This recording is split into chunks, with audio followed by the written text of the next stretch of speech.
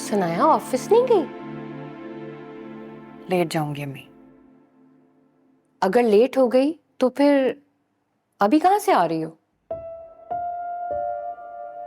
School गई थी हरीम से मिलने। तो मुलाकात हुई हरीम से?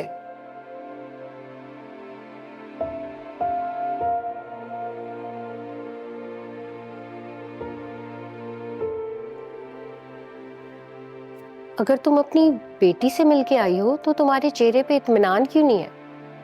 ये फिक्र कैसी है?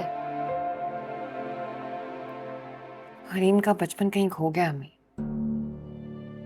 उस बच्ची के सामने वो बातें हो रही हैं जो नहीं होनी चाहिए। फबिया उल्टी सीधी बातें उसके दिमाग में डाल रही है। ऐसा क्या कह दिया हरीम ने तुमसे? कहती है कि वो उसकी छोटी मामा है और मैं बड़ी मामा हूं।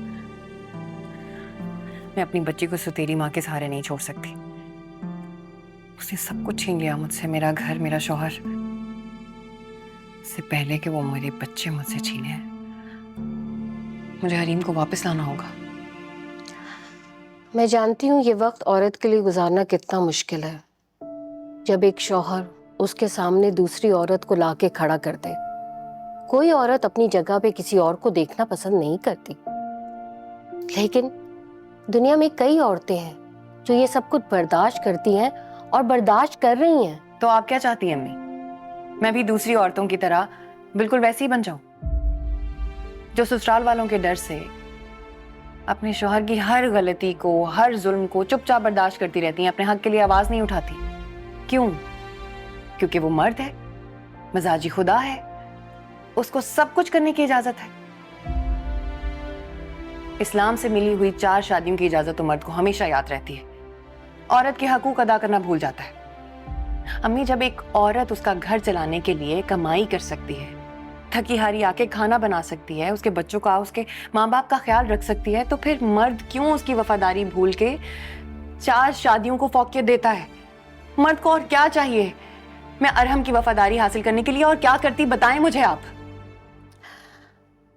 बेटा, औरत के हिस्से में कुर्बानियां ही आई हैं। शौहर के लिए कुर्बानी देती है, बच्चों के लिए कुर्बानी देती है, बस वो हर वक्त कुर्बानी देती रहती है एक दूसरों के लिए। लेकिन मैं ऐसा हरगिज नहीं करूंगी अम्मी। मैं अपने हक के लिए आवाज उठाऊंगी और ऐसी मिसाल कायम करूंगी कि हर औरत अपने हक के लिए आवाज उठाए। मैंने अपने सारे फराइज पूरे किए हैं अम्मी। मुझे किसी से कोई डर खौफ नहीं है। मैं बस अपनी बच्ची वापस चाहती हूँ अपने साथ। तो तुम क्या करना चाहती हो?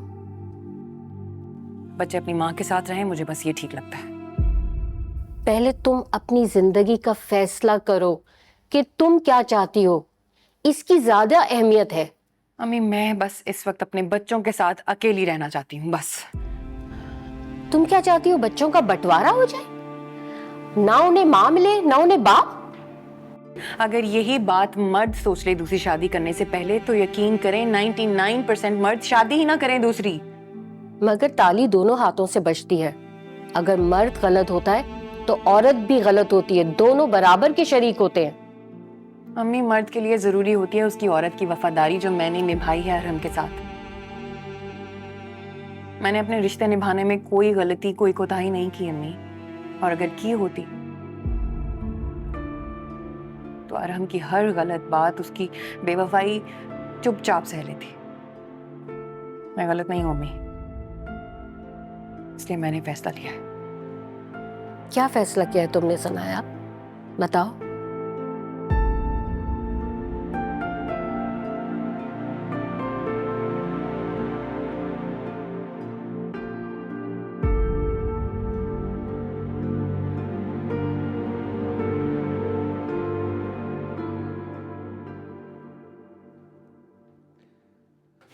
आपने अभी तक नाश्ता नहीं किया,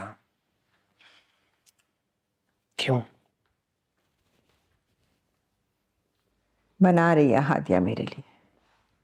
तुम्हें परेशान होने की जरूरत नहीं है। आप जानती हैं कितने दिन हो गए आपको इंसुलिन लगाए? ऐसे कैसे चलेगा? माँ की इतनी फिक्र होती ना अगर तुम्हें, तो पहले ही दिन मान लेते मेरी बात। अम्मी फबिया आपका पहले भी ख्याल रखती थी, इंसुलिन वही लगाती थी, फिर अब आप वैसे ही रिएक्ट क्यों कर रही हैं? घर में काम करने वालों से खुश होकर उन्हें नाम दिया जाता है, जायदाद में हिस्सा नहीं दिया जाता। और हम हर किसी की अपनी जगह है, अपनी हैसियत है, अपनी औकात है, उसे उस लिहाज से देखना चाहिए। सड़क पे चलते हुए आदमी से हमदर्दी कर सकते हो तो उसकी मदद कर सकते हो, लेकिन उसे घर में लाकर अपने सर पे तो नहीं बिठाओगे ना। इस लड़की ने अपना रोना क्या रोया, तुम बातों में आ गई उसकी। इतना बेवकूफ नहीं समझती थी मैं तुम्हें, इस बेवकूफी की उम्मीद नहीं थी मुझे तुमसे।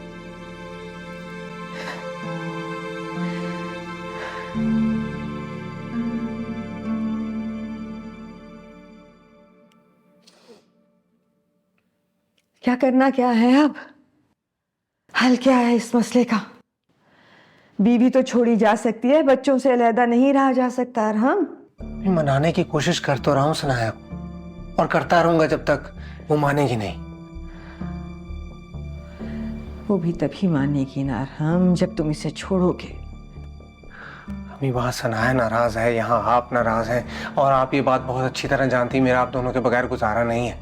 हमारी खुशियों की अगर इतनी ही परवाह है ना तुम्हें और हम, तो छोड़ कर आओ इसे, छोड़ कर आओ इसे इसके घर। ऐसा नहीं हुआ, आप बहुत अच्छी तरह से जानती हैं मैं ऐसा नहीं करूंगा। कसूरवार मैं हूं, सजा मुझे मिलनी चाहिए, लेकिन आप मेरा साथ तो देना प्लीज। एक बार मौका दें फबिया को मेरे लिए।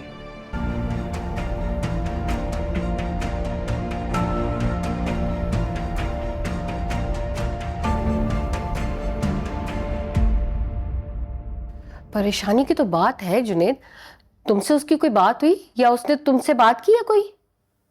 नहीं, क्यों, कुछ हुआ है क्या? भाई मुझे तो इतनी परेशानी हो रही कि उसने तुमसे कुछ कहा नहीं, वो फैसला करने वाली थी ना। देखिए, आप परेशान मत हो, ठीक है? वो जो भी फैसला करेगी वो हमको बता के करेगी, ये मैं आपको यकीन दिला रहा हूँ। उसने मुझे बता दिया है, उसने फैसला कर लिया है, मेरी उससे बात हुई है। अच्छा, ठीक है, मैं उससे बात करूंगा, ठीक है? आप इतनी स्ट्रेस मत लें, ठीक है?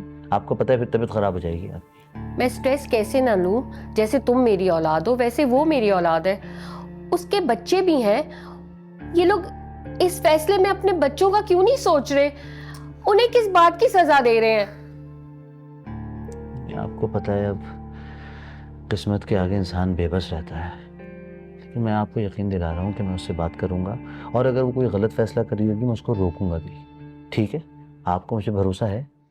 बेटा मैं तुम पे ही भरोसा कर सकती हूँ, तुम अपनी बहन को समझाओ कि कोई भी अगर गलत फैसला हो गया है तो उस पर नजरे सानी करे, ठीक। दोबारा सोचे बेटे। ठीक है, ठीक है, ठीक, मैं ये सब कहूँगा उससे, आप टेंशन मत लें प्लीज़, ठीक है?